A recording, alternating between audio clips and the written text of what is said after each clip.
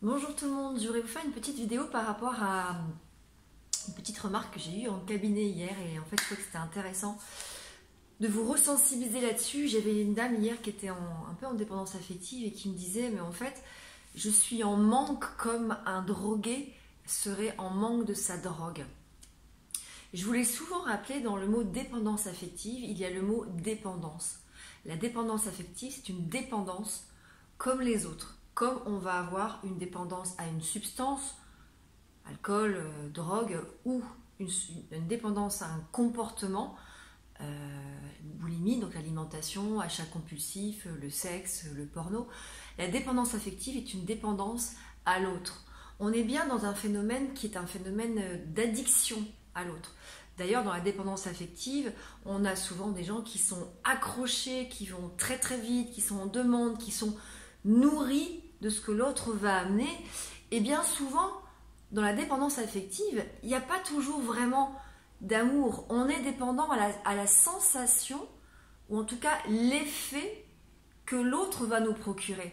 De la même façon que le drogué n'est pas amoureux de sa drogue, il apprécie énormément la sensation que ça lui donne. Dans la dépendance affective, l'autre va amener le sentiment de sécurité, le sentiment d'exister, le sentiment d'être important, le sentiment d'être aimé.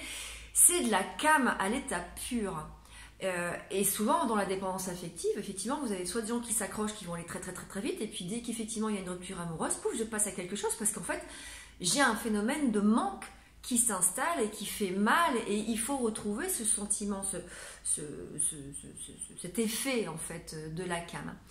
Donc souvent, quand il y a la dépendance affective, il y a des phénomènes d'addiction, et bien sûr ça va passer par un sevrage, ça va passer par l'acceptation des émotions désagréables, mais souvent quand il y a dépendance affective, il y a une autre dépendance. Moi je le remarque systématiquement. De toute façon, les dépendances fonctionnent ensemble. Voilà, il n'y a pas d'alcool, il y a,